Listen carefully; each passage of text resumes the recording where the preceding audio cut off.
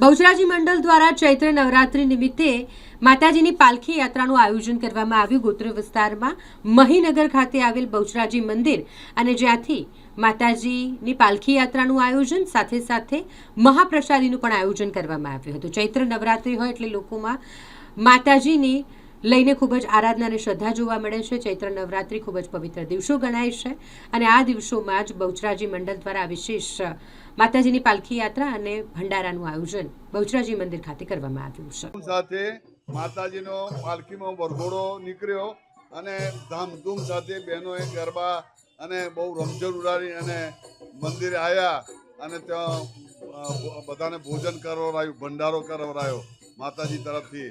ખૂબ જ આનંદ અને અત્યારે આનંદનો ગરબો ચાલુ છે માતાજીને ત્યાં। અને આવતીકાલે યજ્ઞ છે માતાજીનો, માનો યજ્ઞ છે એને રાખવામાં આવ્યો છે।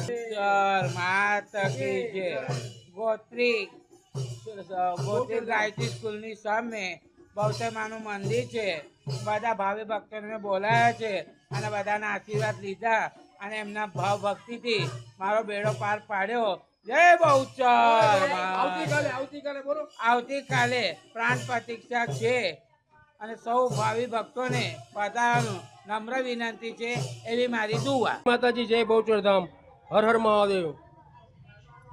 આજના આવતીકાલે 21 તારીખે પ્રાણ પ્રતિષ્ઠા મહોત્સવ નિમિત્તે આજે માતાજીનું અહીંયા અમે સ્થાપન કર્યું છે માતાજીનું, અને આજે વરઘોડો સાથે એમની ભવ્ય યાત્રાઓ કરવામાં આવી છે અને આવતીકાલે યજ્ઞ પણ રાખવામાં આવ્યો છે પ્રાણ પ્રતિષ્ઠાનો।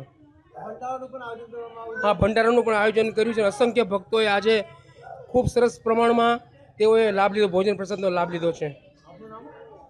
ત્રિવેદી મહારાજ શ્રી કોત્રી।